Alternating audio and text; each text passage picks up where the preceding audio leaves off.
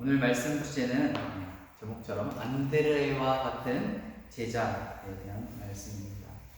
예수님께서 제자를 12명을 삼으셨죠. 우리가 잘 아는 이 제자들의 이름들이 쭉 나오는데 오늘 제가 특별히 안드레를 주목하는 이유는 이번 주 말씀을 준비하는 가운데 계속 제 마음에 이렇게 맴돌더라고요. 안드레가 떠오르면서 한 주 동안 생각하면서 이 안드레에 대한 삶을 한번 보면서 우리가 어떻게 이 말씀을 통해서 적용하며 살아갈 것인가에 대한 도전과 그 말씀을 같이 배웠으면 좋겠습니다. 성경 인물들을 찾아보면 크게 이렇게 될 것 같아요.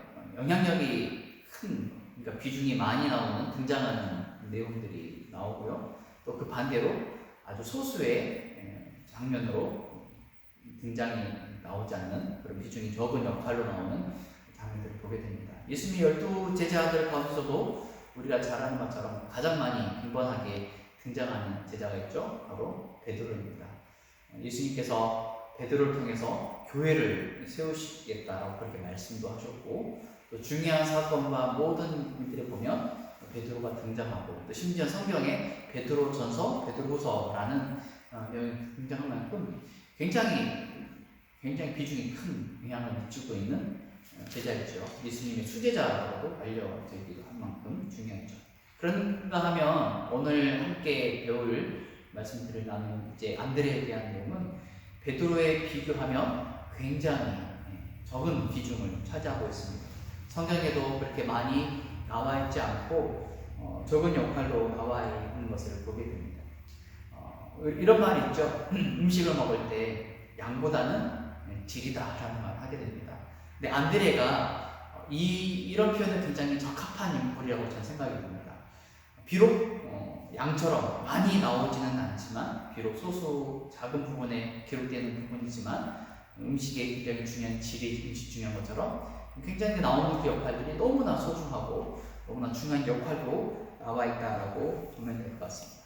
자, 그러면 이 안드레를 통해서 예수님께서 보여주고 있는, 성경에 그려주고 있는 중요한 교훈은 무엇일까? 첫 번째는 안드레는 예수님만 바라보는 제자였다라고 저는 설명해 드릴 수 있을 것 같아요. 예수님만 바라본다는 이 명제에 반대되는 인물이 있습니다. 제자들 가운데 누가 있죠? 잘 아는 가롯 유다입니다. 가롯 유다는 예수님을 따르긴 따랐지만 정확한 말로 예수님을 따랐다라기보다는 자기 목적을 성취하기 위해 예수님을 이용하려고 했던 사람이죠. 결국에는 예수님을 돈을 주고 팔아넘기는 그런 악한 일을 하게 됐습니다. 그런 인물들이 있는가 하면 가룟 유다의 가장 반대되는 인물이라고 표현된다고 한다면 바로 이 안드레라고 할 수 있습니다. 누구보다도 예수님을 따랐던 사람, 가장 옆에서 예수님을 따랐던 사람이 바로 안드레입니다. 우선 그 증거로 표현될 수 있는 게 안드레의 시작은 어디서 나오는가 보면 우리가 읽은 말씀은 나와 있지만 세례 요한의 제자들이 나오는데요. 바로 세례 요한의 제자 중 한 사람이 바로 안드레입니다. 그럼 세례 요한이 어떤 말씀을 전했죠?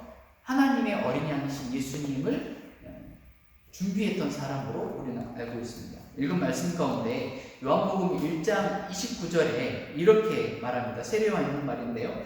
이튿날 요한이 예수께서 자기에게 나오심을 보고 이르되 보라, 세상 죄를 지고 가는 하나님의 어린 양이로다.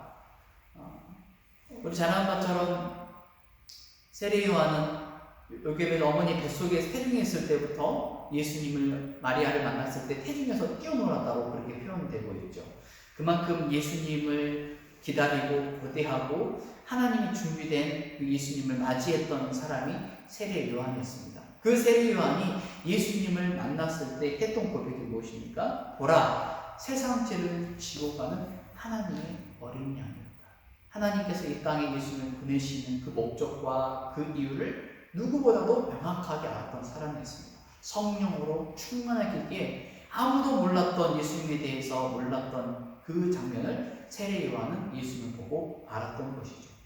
그 예수님을 위해서 그가 했던 고백들이 무엇입니까? 회개하라 했습니다. 천국이 가까웠다. 앞으로 오실 그 예수님, 그 메시아를 우리가 맞이하기 위해서는 너희가 회개하지 않고서는 예수님을 받아들일 수 없다. 왜? 그분은 세상의 빛이고 생명이시기 때문에. 세상의 빛과 생명 되신 그분을 맞이하기 위해서는 거룩한 몸으로 주님을 맞이해야 된다 라고 했던 고백이 세례 요한의 증언이었습니다. 그랬다면 여러분, 그 세례 요한을 따르는 그 제자들의 삶은 어땠을까요? 당연히 제자로서 세례 요한의 삶을 따르던 것이죠. 오실 예수 그리스도를 준비했던, 이 오실 그 메시아를 맞이하고 고대하고 기다렸던 사람이 세례 요한이었고 그 제자들이었던 것이죠. 그 제자들 가운데 한 사람이 바로 안드레였습니다. 자, 요한복음 1장 35절 36절에 또 이렇게 말합니다. 또 이튿날 요한이 자기 제자 중 두 사람과 함께 섰다가 예수께서 거니심을 보고 말하되 보라, 하나님의 어린 양이로다. 같은 말을 또 반복하죠. 요한이 이번에는 제자들 가운데 함께 하나님 서 있는 그 가운데 예수님을 향해서 똑같이 고백합니다. 보라, 하나님의 어린 양이로다.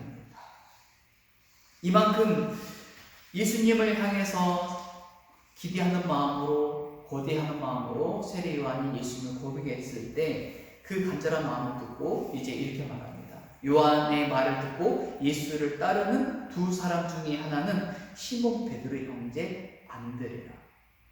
여러분, 예수님을 간절히 고대하고 기다리는 마음으로 안드레가 예수님을 바라보면서 이제 그 예수님을 따르기로 결정을 하죠. 그런데 38절에 보면 예수님께서 이렇게 말씀해요. 돌이켜 그 따르는 것을 보시고, 그 따르는 것은 누구일까요? 바로 제자 안드레를 향해 말하는 것이죠. 물어이르되 무엇을 구하느냐? 예수님께서 안드레에게 널 뭘 원하느니? 뭘 찾니? 라고 예수님께서 이렇게 묻습니다. 그런데 여러분, 그 안드레의 대답이 무엇이었습니까? 보면 이렇게 말합니다. 라비여, 어디 계십니까?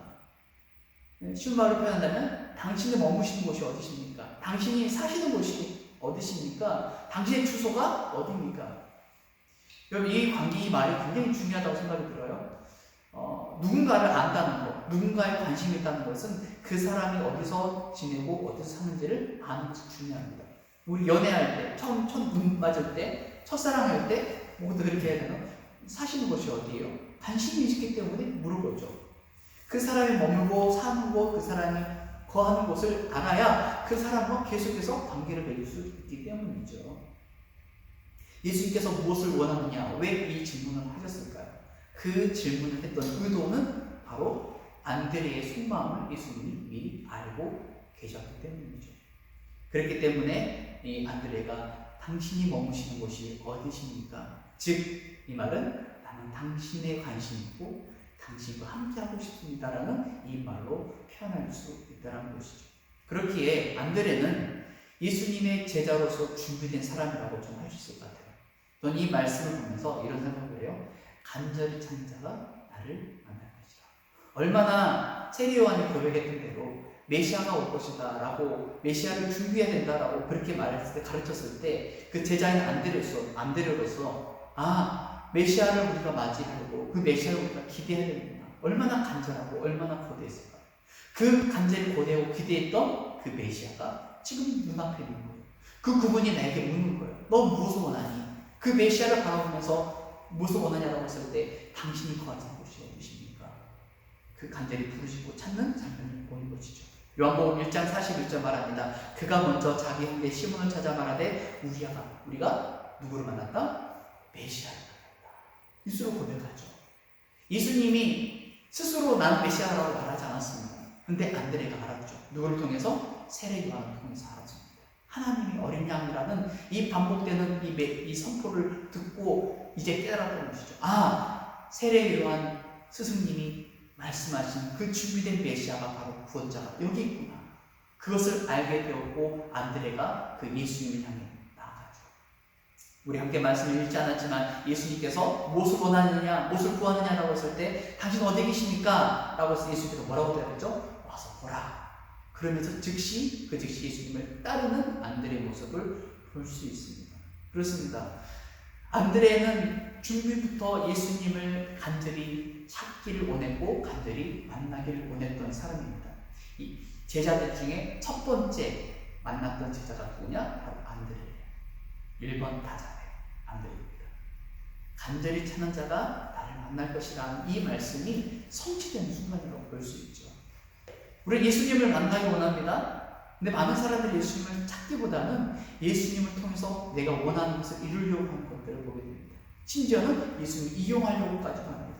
바로 가룟 유다가 그랬죠. 그런가 하면 예수님을 세번이나 거부했던 베드로 같은 사람도 있었고요. 또 예수님이 십자가에 못 박히기 전에 예수께서 큰 자에 대한 얘기를 했었을 때 그럼 나는 큰 자가 되겠다 하면서 뭐라고 했죠? 야고보와 요한의 어머니를 대동해서 큰 자리를 내가 차지하겠다 라고 그렇게 고백할 만큼 예수님을 통해서 자기의 어떤 목적과 자기의 영광을 드러내고 찾고자 싶은 그런 제자들이 많았습니다. 그런가 하면 도마 같은 사람은 예수님을 믿지 못해서 의심까지 했던 사람이었죠. 그러나 안드레는 그러지 않았습니다. 항상 일관성 있게 처음부터 메시아시는 예수님을 준비했고 예수님을 의지하고 끝까지 예수님을 붙드는 사람이 안드레라고 할 수 있는 것이죠. 그런 의미에서 안드레가 보여주고 있는 우리에게 주는 메시지는 첫 번째는 간절히 주님을 찾기 위해 준비된 사람이라고 할 수 있는 것이죠. 바라기로 소망하는 것은 이 안드레와 같이 우리도 우리 삶 속에 내가 원하는 것을 목적을 주고 찾는 것이 아니라 예수님을 바라보며 예수님을 위해 살아가는 저와 여러분 되기를 주님의 이름으로 축원드립니다. 두 번째는 안드레는요 자신을 드러내지 않는 섬기는 사람이었다라고 저는 설명할 수 있을 것 같아요. 이런 면에서는 저에게 개인적으로 굉장히 큰 도전이 돼요. 이 말씀을 준비하는 가운데 예전에 이 생각이 떠오르더라고요. 처음 소개팅? 두 번째 소개팅 같은데요. 두 번째 소개팅을 대학생 때 이렇게 한 여성분을 만났는데요. 그 여성분과 한 3시간 가까이 카페에서 이야기를 했는데 이야기하고 되돌아보니까 다 저의 자랑 얘기였더라고요. 저의 자랑 얘기. 무려 3시간 동안 저를 어필하고 저를 드러내는 이야기를 했던 시간들을 보게 되는 것 같습니다. 근데 오늘 주인공 보면 그 생각이 들어요. 자기를 전혀 드러내지 않는. 저는 가급적이면 어떻게든 내 자신을 드러내고 알리려고 하고 했던 저의 어떤 그런 욕망, 저의 자랑, 그런 모습을 보면서 참 부끄러운 모습을 보게 된 것 같습니다. 안드레는 예수님 앞에 자기를 숨기고 다른 사람을 드러내는 그런 사람이었습니다. 그 연예인들 가운데 그 유재석 씨 아시나요? 오래전에 유재석 씨에 대한 굉장히 탁월한 점을 막 기사화까지 됐었는데 저도 기억이 나는 것 같아요. 가장 유재석이 가장 잘하는 것 중 하나는 그 참여하는 프로그램에 참여하는 출연진들 가운데서 자기보다 다른 사람을 빛내고 다른 사람을 드러내는데 굉장히 월등한 탁월한 능력을 가지고 있다. 그 사람을 어떻게 해서든지 지켜세우고 그 사람이 빛이 나도록 도와주는 저런 역할을 굉장히 잘하는 사람 중 한 사람이다라고 그렇게 칭찬이 자자하더라고요. 바로 이 안드레가 그런 사람입니다. 자기를 감추고 예수님 앞에 다른 사람을 드러내는 사람이라는 것이죠. 그 첫 번째가 누구일까? 바로 전 베드로라고 생각합니다. 41절과 41절 말씀 있는데 41절 보시면 그가 먼저 자기 형제 누구입니까? 시몬을 찾아 말하되 우리가 메시아를 만났다 하고 데리고 예수께로 오니 예수께서 보시고 이르시되 내가 요한의 아들 시몬이 장차 개바라 하시리라. 여러분 베드로는 어떤 사람입니까? 성령 충만했을 때 나중에 그가 말씀을 선포하면서 그 말씀을 듣는 수많은 청중들 3,000명, 5,000명이 하루에 예수님께 돌아오는 놀라운 능력을 베풀지요. 자기 자신을 내려놓고 베드로를 소개함을 통해서 베드로가 예수님의 수제자라는 인정을 받게 되는 모습을 보게 됩니다. 좀 아이러니한 부분도 있는 것 같아요. 아니, 내가 이 베드로를 소개했는데 오히려 소개하는 그 사람이 더 많은 빛을 비추고 더 많은 영광을 누리는 가운데 그렇다고 한다면 사실 안드레 입장에서는 원망할 만한 마음으로 인간적인 마음으로 좀 그런 마음이 들지 않을까요? 나도 좀 했는데 하다 못해도 다른 사람이 받은 그 영광을 꼼꼼이라도 얻어먹어야 되지 않나, 그런 영광이 나에게도 좀 드러나야 되지 않나 라는 생각이 들지 않나요? 근데 안드레는 전혀 그런 내용이 나오지 않습니다. 오히려 예수님 앞에 베드로를 드러내는 통해서 그 베드로가 더 많은 일들을 이루었고 안드레는 묵묵히 그 뒤에서 자신 있게 감당하는 모습을 보게 됩니다. 가장 첫 번째로 부름받은 안드레였지만 가장 큰 영광을 받은 베드로의 모습, 수제자인 베드로가 그 모습을 드러낸다는 것을 보게 되는 것이죠. 그런가 하면 참 그런 것 같아요. 영광, 어떤 놀라운 일들을 일으키는 그런 영웅이나 탁월한 인물 그 뒤에는 그 숨어서 굉장히 조력하는 사람들을 보게 되죠. 헬렌 켈러 같은 경우 이면에는 헬렌 켈러를 끊임없이 가르치고 도왔던 바로 그 설리번이라는 여사 선생님, 우리가 잘 아는 이야기이죠. 성경에서도 사무엘 아시죠? 하나님의 다윗의 기름 부으시고 하나님의 나라 이스라엘을 준비시켰던 그 선지자의 그 사무엘이 나오기까지 그 뒷배경에는 눈물을 흘리면서 기도한 한나의 간절한 기도, 그 어머니의 기도가 있기 때문에 사무엘이 있다고 생각합니다. 사무엘서 1장에 나오는 그 한나의 간절한 눈물, 물론 아들이 없어서 흘리는 눈물이었지만 그 눈물을 통해서 하나님께서 바치겠다고 그렇게 고백을 하죠. 여러분, 그 장면으로 비록 한나는 사라지지만 저는 그렇게 생각을 해요. 한나는 여전히 하나님 품에 갈 때까지 사무엘 그 아들을 위해서 기도하지 않았을까. 그 눈물을 간절히 부르짖었던 그 기도가 여전히 그 삶 속에 아들을 향해서 간절한 기도가 있지 않았을까라는 생각을 해보게 됩니다. 그런 어머니의 간절한 기도가 사무엘이라는 놀라운 하나님의 일꾼을 세우게 배경이 일어나는 것이죠. 스코틀랜드에서도 그래요. 3박 4일 동안 어떤 부흥회가 있었다고 그래요. 거기서 큰 집회가 있었습니다. 강사가 말씀을 선포하고 3박 4일 동안 뜨겁게 은혜를 받죠. 마지막 날 선포합니다. 여러분, 주님께 헌신하고 결정하신 자리에 일어나십시오 라고 그렇게 고백했다고 해요. 그런데 그 많은 인파 중에 유일하게 딱 한 사람만 일어섰다고 해요. 근데 그 사람도 어른이 아닌 여리고에 있는 어린아이가, 한 남자아이가 일어나는 것을 보게 돼요. 그 강사가 속으로는 굉장히 속상하고 한편으로는 한 명밖에 일어나지 않는 것에 대해 아쉬움이 있었겠죠. 그날 그 아이를 위해서 갑자기 눈물을 기도합니다. 그 아이가 어떤 아이입니까? 어린 예빈스. 그 하나님을 알지 못한 그 아프리카 그 대지를 뒤를 들고 주님의 나라를 이끌게 했던 혼란 사역자가 된 선교사인 리빙스턴이라는 사람이 나오게 됩니다. 또 그런가 하면 1870년대 유럽, 영국을 중심으로 또 미국, 유라시아를 전체를 뒤흔들면서 주의 복음을 일으켰던 위대한 사역자 D.L. 모디, 다 아실 거죠. 제가 이 안드레의 말씀을 준비하기 위해서 한 6편의 설교를 우리나라의 대표적인 기라성 있는 목사님들 설교를 쭉 처음부터 끝까지 다 들었습니다. 들으면서 이분들의 하는 얘기 가운데 빠지지 않는 소재, 공통으로해서 근데 다 나오는 얘기가 바로 무디 얘기예요. 그만큼 이 안드레를 소개하기 위해 굉장히 중요한 소재로 쓰였다는 것을 보게 됐는데, 저도 이야기를 하고 싶은 것 같아요. D.L. 무디가 놀라운 이 부흥 사역자가 있기 전까지, 놀라운 일을 감당하기까지 중요한 한 사람이 나오는데, 바로 그 누구냐? 그게 바로 주일학교 교사였던 에드워드 킴볼이라는 사람이에요. 이 에드워드 킴볼이 주일학교 교사인데 D.L. 무디가 예배를 나오든 계속 나오다 안 나오다 이렇게 하다 한동안 이제 글을 나오지 않는 것을 보고 마음을 작정했나 봐요. 이 아이를 복음을 전해야겠다. 그래서 D.L. 무디한테 갔습니다. 집에 찾아가서 구두를 수선하고 있는 그 상황 속에서 D.L. 무디에게 말씀을 전했죠. 훗날 이 에드워드 킴볼에 대해서 그런 질문을 했다고 해요. 어떤 말을 했기에 이 D.L. 무디가 그 말을 듣고 회심하고 예수님을 믿게 되었습니까? 라고 했을 때 그 했던 질문에 에드워드 킴볼이 자기도 그때 어떤 말을 했는지 정확하게 기억나지 않는다라고 그래요. 그런데 어렴풋하게 이 두 가지는 얘기했다고 생각한다고 이렇게 말하더라고요. 첫 번째가 예수님의 사랑이었고, 두 번째가 하나님의 은혜.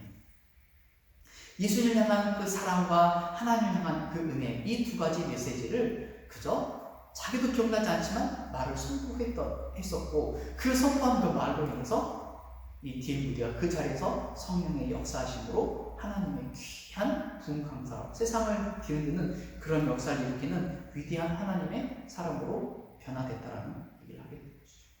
아주 사소한 것 같은, 아주 아무것도 아닌 것 같지만 그 작은 사소함이 엄청나게 큰 방향을 일으켰다는 것이죠.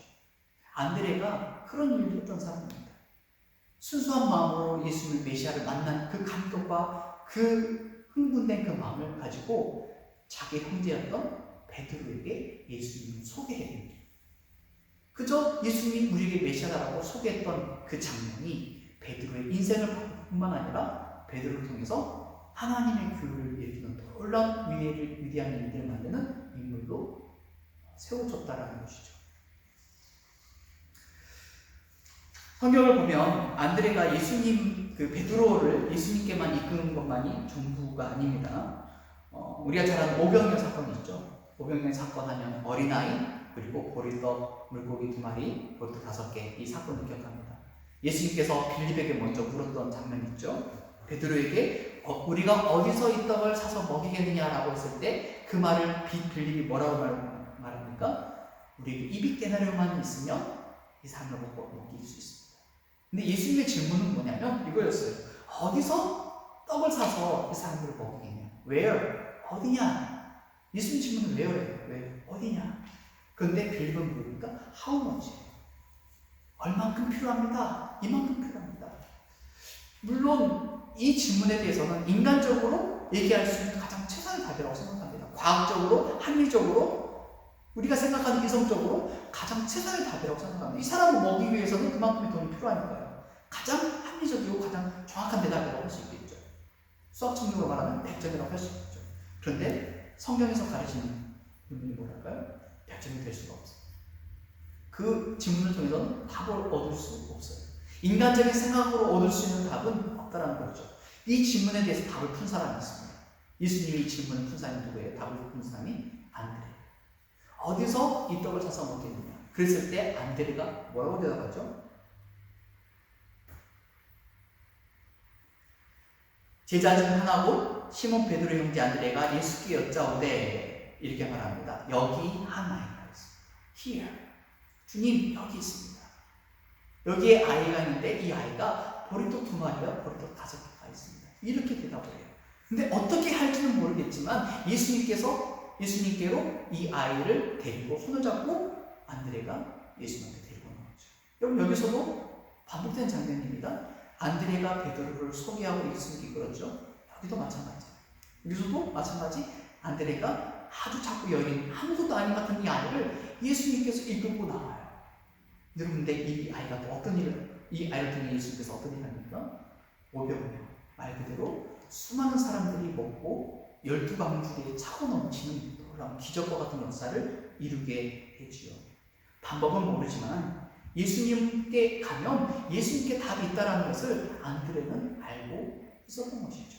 어떻게 할지 모르겠지만 예수님이라면 하실 수 있을 것입니다라고 갔던 그 간절한 믿음이 있었기 때문에 이 아이를 데리고 예수님께 나설 수 있었던 것이죠. 이렇게 예수님 앞에 자기를 드러내는 장면뿐만 아니라 이런 말씀이 있습니다. 요한복음 1장 20절과 22절 말씀인데 명절에 예배하러 올라온 사람 중에 헬라인 몇이 있는데 그들이 갈릴리 베세다 사람 빌립에게 가서 청하여 이르되 선생이여 우리가 예수를 배우고자 하나이다 하니 빌립이 안드레에게 가서 말하고 안드레와 빌립이 예수께 가서 여쭈니 여기서 장면이 있습니다. 헬라인 사람들이 와요. 예배드리고 올라왔는데 예수님에 대해서 만나고 있으면 궁금했던 사람들이 나옵니다. 그런데 여기서 빌립이 누구에게 요청해요? 안드레에게 요청합니다. 여기서 알 수 있는 한 가지 생각할 수 있는 것은 안드레는 어떤 면에서는 예수님을 만나는데 소개해주는 사람이라고 할 수 있을 것 같아요. 근데 사실 안드레라는 이름이 사람다운 사람 이런 뜻이래요. 그러니까 남자라는 의미도 있는데 사람이라는 의미인데 사람다운 사람, 즉 매력 있는 사람이라는 것이죠. 사람을 소개하고 예수님 앞에 그 누군가를 안내해줄 수 있는 그런 안내인과 같은 사람인 것이죠. 그래서 그런 말이 있어요. 빌리그램이 1920년대에 와서 이제 19세기 가장 놀라운 부흥행사를 일으켰잖아요. 한 마을에서 전도를 일으킬 때 전도팀의 이름이 그 안드레 작전팀이래요. 말씀을 증거하기 위해서 전도팀을 만들고 막 전략을 짜고 있는 그 전략을 안드레 전략이라고 했고, 그리고 6개월 전부터 복음을 증거하기 위해서 사람들에게 카드를 줬고 그 카드에다 전도할 사람 이름을 적게 만드는 그 전도지 카드가 있는데 그 카드 이름이 안드레 카드라고 그렇게 해요. 그만큼 안드레를 통해서 예수님을 소개하고 예수님을 알고 복음을 증거하는 일에 앞장섰던 사람. 오늘 우리 교회 이름처럼 브릿지 있잖아요. 그 예수님과 사람 사이를 연결시켜주는 사람이 바로 이 안드레라고 말할 수 있는 것이죠. 저는 이 말씀을 보면서 생각을 해보는 것은 정말 예수님을 향한, 예수님을 의지하고 예수님의 그 사랑을 드러내고 복음을 증거하는 일에 있어서 가장 앞선 사람이 바로 누구냐? 나는 이 바로 안드레와 같은 사람이다 라는 생각이 듭니다. 그래서 우리가 할 수만 있다면 복음을 증거하고 예수님을 알리는 데 최선을 다하는 저와 여러분 되기를 주님의 이름으로 축원드립니다. 마지막으로 제가 나누고 싶은 이야기는 마라나타에 대한 신앙입니다. 안드레는 이 마지막 때를 준비하는 사람이라고 할 수 있을 것 같아요. 마가복음 1장 3절과 4절 말씀입니다. 예수께서 갈람산에서 성전을 마주 대하여 앉으셨을 때 베드로와 야고보와 요한과 안드레가 조용히 묻되 우리에게 이르소서 어느 때에 이런 일이 있겠사오며 무슨 일이 이루어지려 할 때에 무슨 징조가 있사오리까. 마지막 때를 위해서 준비하면서 마지막 때에 대한 궁금과 관심이 있다는 것을 알 수 있게 됐죠. 안드레가 이 장면을 통해서 보여주고 있는 것은 뭘까요? 사람은 언젠가 마지막 때가 온다는 것이죠. 이 때를 알고 있었기 때문에 어떻게 하면 우리가 준비될 것인가 라고 말하는 것입니다. 안드레의 사역은 늘 항상 마지막 때를 준비하는 사역이었습니다. 유세비우스 교회 역사에 소개된 안드레에 대한 얘기가 있는데요. 소아시아 그 에베소 중심으로 나중에 사역을 한 안드레 얘기가 나옵니다. AD 260년에 기록된 문서가 안드레 상전이라는 게 발견됐는데 그 내용을 보게 되면 러시아 남부 지역까지 복음을 전했다고 그래요. 그러다가 이제 박해를 받아서 러시아 남부를 통해서 그리스 지역으로 떠나서 아래 남부까지 내려옵니다. 근데 그리스 지역에 있는 곳에서 페투지라는 그 지역으로 오게 되는데 여기서 에게테스라는 주지사를 만나는 거예요. 에게테스라는 주지사에게 복음을 전하는데 그 부인과 그 동생이 예수님을 영접하는 장면이 일어납니다. 근데 이 동생과 이 부인 아내가 예수님을 믿게 되는 그 사건을 보고 주지사가 오히려 역경을 냈죠. 오히려 그리스도인이 잘못된 이상한 종교를 믿는다라고 하면서 법정에 세우고 안드레를 죽이게 되는데 이때 안드레가 죽기 전에 주지사가 말을 했다고 그래요. 너가 예수님을 부인하면 너를 살려주겠다라고 그렇게 얘기합니다. 그랬을 때 그가 했던 얘기가 뭐였냐면 오 그리스도 예수님이여 나를 받아주셔서 내가 사랑하는 분 이제 나는 당신 안에 내가 되었습니다. 주님이시여 당신의 영원한 나라 평안 가운데 나를 보내오니 주여 나를 받아주시옵소서 이렇게 고백했다고 해요. 그러면서 전승에 의하면 X 모양의 십자가에 못 박혀서 순교당했다라고 그렇게 얘기를 하죠. 머릴로 화가가 그 얘기의 전생이 된 얘기를 그림으로 그렸는데 이 장면이 바로 안드레의 순교 장면이라고 표현하고 있습니다. 근데 이 장면에 그 오른편 왼편에 보면 아래쪽에 한 아이가 있죠. 이 아이가 바로 오병이에요. 그 보리떡 2마리, 보리떡과 물고기 2마리 보리떡 5개를 예수님께 이끌었던 그 어린아이가 바로 이 장면의 그림이다라고 이렇게 표현합니다. 눈물을 흘리며 울고 있는 이 아이의 모습이라는 것이죠. 정말 우리 인생에 있어서 마지막 때 주님께서 마지막 때를 위해 오신다고 했을 때 우리는 어떤 마음으로 준비될 것인가? 안드레는 자신의 삶을 마지막까지 이방인을 위해서 복음을 선포했던 사람이라는 것이죠. 안드레를 연구하다 보면 이 장면을 발견하게 돼요. 이방인을 위해 전도한 가장 첫 번째 제자가 누구냐면 안드레예요. 그래서 안드레를 향해서 첫 번째 선교사라는 말도 칭호로 지급합니다. 그만큼 예수님 앞에 누군가를 소개하고 예수님 앞에 복음을 증거하며 메시아신 예수님을 자랑하고 그분을 끝까지 드러내는 인생의 삶을 가장 아름답게 승부하고 보냈던 사람이 안드레라는 장면이죠. 이제 말씀을 정리하고자 합니다. 오늘 이 말씀을 통해서 우리가 3가지를 한번 살펴보았습니다. 첫 번째는 안드레는 예수님만을 바라보았던 제자였던 것이죠. 두 번째는 자기 자신을 감추고 다른 사람을 오히려 빛내고 예수님께 인도했던 사람, 섬기는 사람이었고요. 세 번째는 마지막 때를 알고 자신의 모든 것을 바쳤던 제자였다는 사실을 알게 됩니다. 우리가 만일에 교회 안에 한국 교회뿐만 아니라 전 세계 수많은 목회자들이 있지만 안드레와 같은 목회자가 있다면, 안드레와 같은 성도들이 교회 안에 가득한다고 한다면 교회는 자연스럽게 부흥되지 않았을까? 그런데 오히려 교회 안에는 빌립과 같은 사람, 가룟유다와 같은 사람, 이런 자기 자신을 자랑하고 자기를 드러내려고 하고 자기 욕망을 성취하려고 하는 이런 사람들이 많으면 많을수록 교회 안에는 수많은 문제가 있겠죠. 어쩌면 교회가 지금까지 하나님의 놀라운 역사를 일으키고 우리가 말씀을 듣고 은혜를 받을 수 있는 것은 이런 안드레와 같은 보이지 않는 섬기는 수많은 성도들과 수많은 사역자들이 있기 때문인 건 아닌가 하는 생각을 해보게 됩니다.